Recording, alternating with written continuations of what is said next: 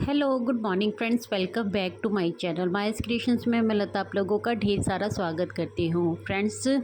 तो क्या ना कि कल था ट्यूसडे और ट्यूसडे के दिन मेरा फास्ट था सकट चौथ का। और आप में से तो किसी ने बताया नहीं मुझे अभी तक, तो अभी भी अगर किसी ने व्रत रखा है तो मुझे बताइएगा।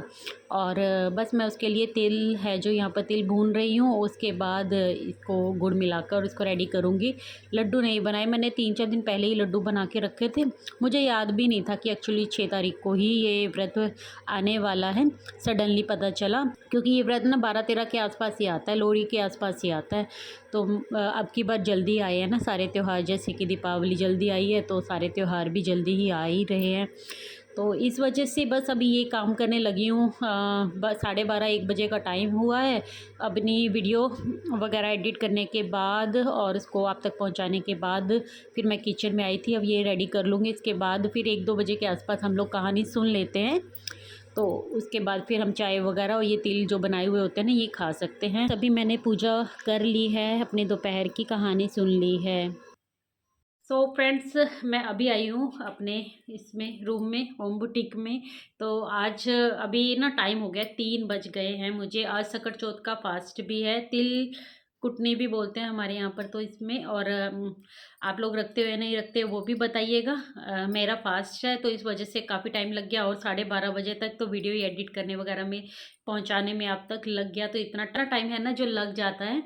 तो बस यही सारा कुछ करते करते टाइम लगा। और सुबह से जब पानी नहीं पीते हैं ना तो बहुत एक अलग सी वो होने लग जाती है। हालांकि सर्दियों में पानी की प्यास नहीं लगती है लेकिन बॉडी तो मांगती है ना।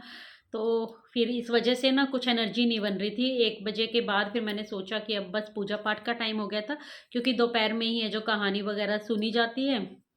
तो अब बस उसके बाद फिर मैंने थोड़ा-सा बैठ के रिलैक्स किया है। 15-20 मिनट नहीं, आधा घंटा हो गया होगा आई थिंक। आधा घंटा बैठ के रिलैक्स किया है। तिल जो हम बनाते हैं, प्रसाद में चढ़ता है, वो हम खा भी लेते हैं दोपहर में। बाकी सबके यहाँ पर अलग-अलग हो सकता है, बट चाय सॉरी, चाय और तिल है जो बनाते हैं वो खा लिया है मैंने। 1 गिलास पानी भी पी लिया है। तो अभी थोड़ा-सा मुझे अच्छा फ़ील हो रहा है। तो फिर मैं बस अब अपने होम बुटीक में आई हूँ और थोड़ा काम करूँगी। या तो कटिंग कर लेती हूँ या फिर कट किया हुआ रखा भी हुआ है एक, उसको सिल लेती हूँ। बट एक मुझे अर्जेंट देना है 1-2 दिन में, उसको पहले कट कर लेती हूँ और फिर उसको ही स्टिच करूँगी। तो चलिए कटिंग करते हैं। फिर मैंने अभी सोचा कि मैं ना कटिंग नहीं करती हूँ, कटिंग शाम को ही करूँगी। थोड़ा है ना, एक आपका एक शेड्यूल होता है, उससे हट कर कुछ करते हैं ना तो अच्छा नहीं लगता है। तो अभी कटिंग है जो ज़्यादातर शाम की ही होती है, रात के टाइम पर ही होती है। जैसे-जैसे टाइम बचता है तो उसके अकॉर्डिंग मैं भी कटिंग करके रखती हूँ। ज़्यादातर जो भी सिलाई करने वाले हैं वो रात में ही अपनी कटिंग करके रखते भी हैं, ताकि सुबह में वो ज़्यादा मतलब काम कर सके, प्रोडक्टिव डे बना सके अपना, है ना? तो फिर सूट एक कटिंग किया हुआ रखा हुआ है, तो मैं उसी को स्टिच कर रही हूँ अभी। और सो फ्रेंड्स, काफ़ी टाइम चला गया आज और काफ़ी चीज़ें मैंने बताई भी आपको, और इसमें भी वीडियो स्टार्ट करने में भी काफ़ी टाइम चला गया। तो चलिए आज के इम्पॉर्टेंट वीडियो स्टार्ट करते हैं और बात करेंगे हम अपनी सिलाई के बारे में ही। बहुत सी बहनें हैं ना जो सिलाई तो आती है पर सिलाई करने में मन नहीं लगा पाती हैं। कई बार मोटिवेशन तो आ जाता है, लेकिन कहते हैं ना कि सिर्फ मोटिवेशन काम नहीं करता है। कंटिन्यूसली आप जिस काम को करते हैं ना वही काम आपके काम आता है, और तभी आप अपने काम में आगे बढ़ पाते हो। अदरवाइज़ आप हमेशा डीमोटिवेट होते रहते हो। कई कमेंट्स का रिप्लाई भी मुझे करना है, उनका रिप्लाई मैं बाद में करूँगी। फ्रेंड्स, अपनी सेल्फ़ रिस्पेक्ट के लिए, अपने आप के लिए काम करना बहुत ज़्यादा ज़रूरी होता है। वो कहते हैं ना कि दुनिया हमें ख़ास तब समझेगी जब हम अपने आप को ख़ास समझेंगे। तो अपने आप को ख़ास बनाने के लिए कुछ तो अलग से एफ़र्ट्स लगाने ही पड़ते हैं। अगर आम लोगों की तरह ही ज़िंदगी जीते रहेंगे तो ख़ास कैसे बन पाएँगे, अंदर कॉन्फिडेंस कैसे ला पाएँगे। और कई बार मैं ऐसे सुनती हूँ ना कि किसी मौसम की वजह से भी हमारे अंदर आलस आने लगता है। देखिए सर्दी ज़्यादा है तो आलस आ गया, गर्मी ज़्यादा है तो आलस आ गया, ऐसे कैसे चलेगा? देखिए, है ना, काम तो करना ही पड़ता है। हाँ, मैं एक चीज़ तो मानती हूँ, क्योंकि मैं खुद भी हाउसवाइफ़ हूँ, कि हाँ, दिन एक जैसे नहीं होते हैं। कोई दिन बहुत प्रोडक्टिव भी होता है और कोई दिन बहुत ऐसा भी होता है जिस दिन हम कुछ काम कर ही नहीं पाते हैं। तो उससे भी डीमोटिवेट होने की ज़रूरत नहीं होता है। कोई दिन ऐसा निकल जाए तो उससे कोई ख़ास फ़र्क नहीं पड़ता है। सब दिन एक से नहीं होते हैं, एक बराबर नहीं होते हैं। तो इसलिए जिस दिन आपको ज़्यादा से ज़्यादा काम करने का मौका मिले उस दिन आप जी भर के काम करो। लेकिन जिस दिन अगर आपके घर पे मेहमान आ गए हैं या किसी और कारणवश हम काम नहीं कर पाए, कोई त्योहार आ जाता है, जैसे अभी मैं भी बिज़ी हो गई आज, है ना, तो आधा दिन मेरा निकल गया पूरा इन सब चीज़ों में। और शाम को भी फिर ऐसा ही होगा कि चाँद की वेट करनी ये सब। और अभी मैं इस वीडियो की वॉइस ओवर ना सुबह के टाइम पे कर रही हूँ क्योंकि रात में टाइम नहीं मिला। वही चाँद की वेट करते करते फिर मैसेज वैसेज पूछते हुए, बाहर अंदर के चक्कर लगाते हुए, कभी मैं बार बार चाँद को देख रही थी। तो इस तरीके से कई बार हमारे ना मतलब वेस्ट हो जाता है, टाइम बहुत वेस्ट हो जाता है। दिन हम प्रोडक्टिव तब बना पाते हैं जब हम अपने काम को फोकस के साथ करते हैं। तो फोकस आना बहुत ज़्यादा ज़रूरी होता है। किसी भी काम से घबराना नहीं चाहिए, ना तो किसी कस्टमर के काम लेने से घबराना चाहिए और ना ही ये बहानेबाजी में फंसना चाहिए कि अब तो गर्मियाँ बहुत हैं, सर्दियाँ बहुत हैं, ये मौसम है, ये आते जाते रहेंगे। लेकिन अगर आप इन सब के बीच में ही पड़े रहोगे ना, तो आप कभी भी अपने आप को आगे ला ही नहीं पाओगे। आप हमेशा पीछे ही खड़े रह जाओगे। जो लोग आपको आगे दिखाई देते हैं, जिन्होंने अपना नाम बनाया है ना, जिन्होंने काम किया है, वो मेहनत के साथ ही आगे बढ़े हैं, है ना, दिन रात एक करके ही आगे बढ़े हैं। तो कुछ तो एफ़र्ट्स हैं जो एक्स्ट्रा लगाने ही पड़ते हैं। अगर आप सोचोगे कि आप आराम से सोएं, आराम से उठेंगे, अपने मन मुताबिक काम करेंगे और अपने मन मुताबिक जब आपको टाइम मिलेगा तब आप सिलाई करेंगे, तो आपको लगता है कि क्या आप आगे बढ़ पाएंगे? ऐसा नहीं हो पाता है ना,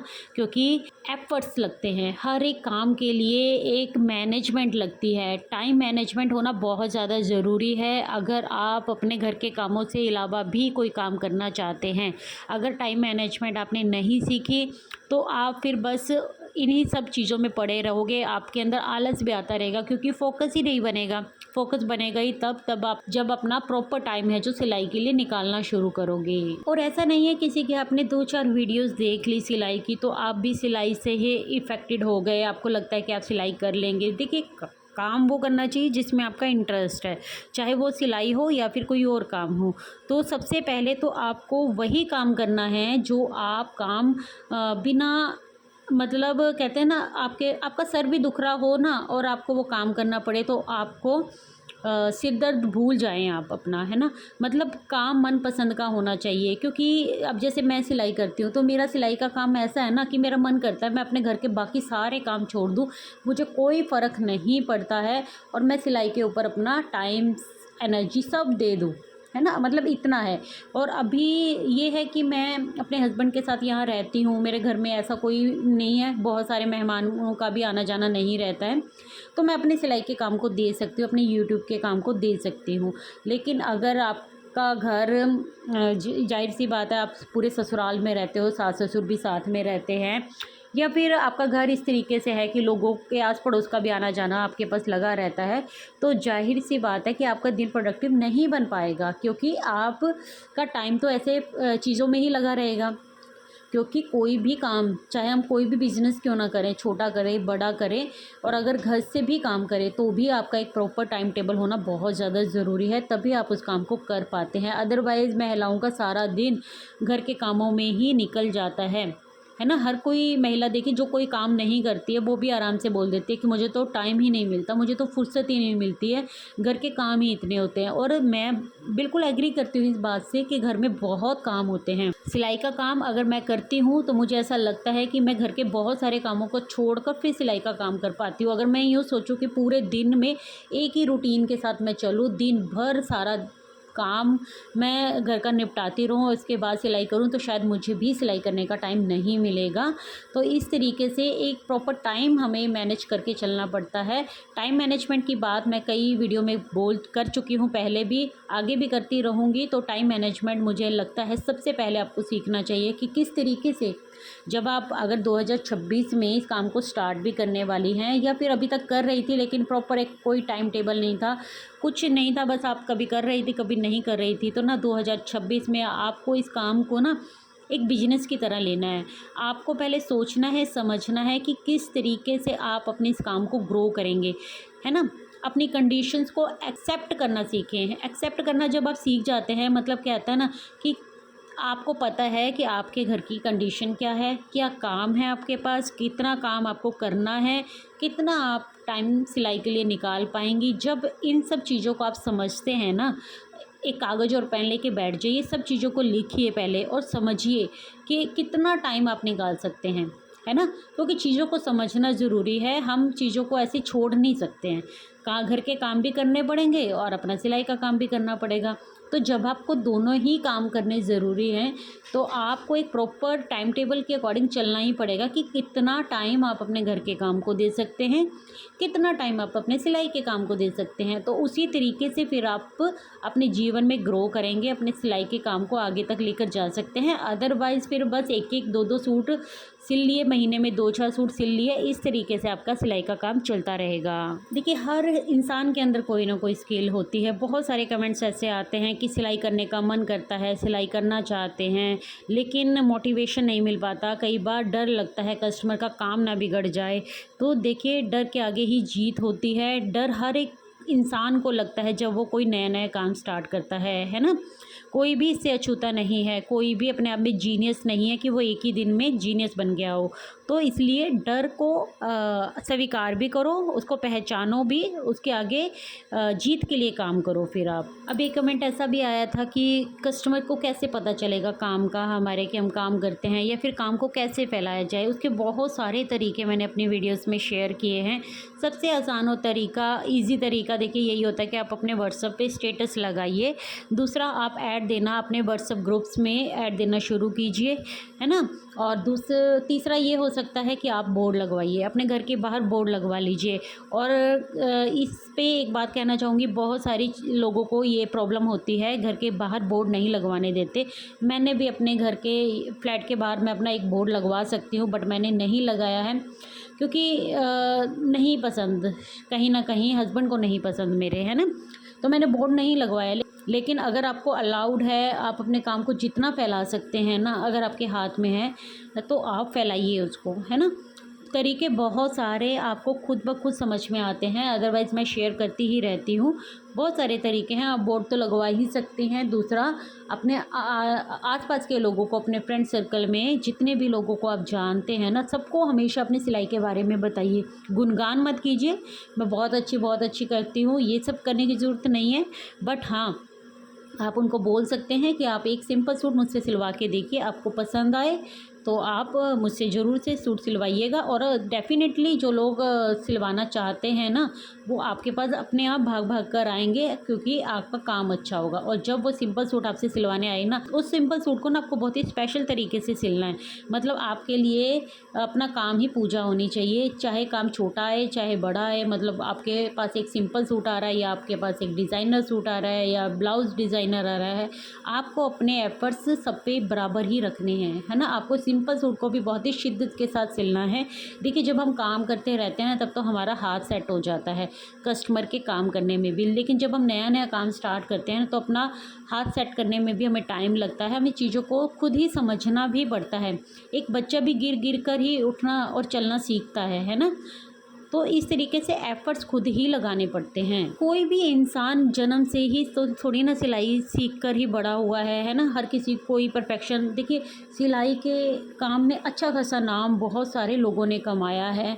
बहुत सारे आपको यूट्यूब पर ऐसे दिख जाएंगे जिनके पास कोई डिग्री नहीं है, कोई ऐसी मतलब कोर्स नहीं किया हुआ है, उसके बावजूद भी सिलाई को उन्होंने अपना बिज़नेस बना दिया है और अच्छा खासा बिज़नेस इससे खड़ा भी किया है ना। तो वो कर सकते हैं तो आप भी कर सकते हैं, हम भी कर सकते हैं, हम सब कर सकते हैं।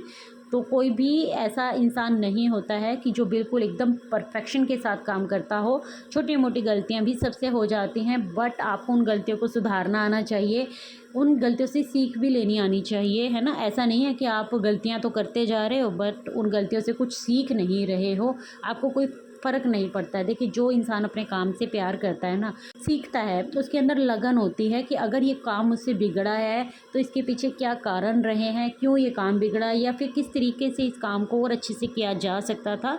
ये आपकी अंदर की लगन को दर्शाता है ना। अगर आप इन सब चीज़ों की तरफ ध्यान देते हो, आपको इमेज कॉन्शियस हो, है ना, आपको फ़र्क पड़ता है कि लोग आपके बारे में क्या कहेंगे। इससे मैं सिर्फ आपके काम के साथ जोड़ रही हूँ, किसी और चीज़ के साथ इसको कनेक्ट मत करना कि लोग से मेरा मतलब है कि कस्टमर, जाहिर सी बात है, हम जिसका काम करके दे रहे हैं उसका काम हम परफेक्शन के साथ करके देंगे तो वो हमारी तारीफ़ करेगा, है ना। आपके सामने भी कर सकता है और दूसरे लोगों के सामने भी कर सकता है। मेहनत करेंगे ना तो परफेक्शन अपने आप ही आने लग जाएगी। जो छोटी छोटी गलतियाँ भी अभी होती है ना वो भी नहीं होंगी। और गलतियाँ, मैं आपको सच बताऊँ तो 10-10 15-15 साल से जो लोग सिलाई कर रहे होते हैं ना, गलतियाँ उनके अंदर भी दिखाई दे जाती हैं। अभी कल ही मेरे ग्रुप में ना, मतलब मेरा जो सोसाइटी का ग्रुप है, तो उस ग्रुप में ना एक किसी ने डाला, हमारे नीचे ही एक बुटीक है, बहुत सारे लोगों ने इसकी तारीफ़ की थी कि ये बुटीक खुली है, इधर से कपड़े सिलवाओ, ये वो, तो इस तरीके से। बट कल किसी ने एक मैसेज डाला कि उनका ना ब्लाउज़ ही बिगाड़ के रख दिया उन्होंने। तो सोच के देखो, उन्होंने मतलब उन्होंने मैसेज डाल दिया।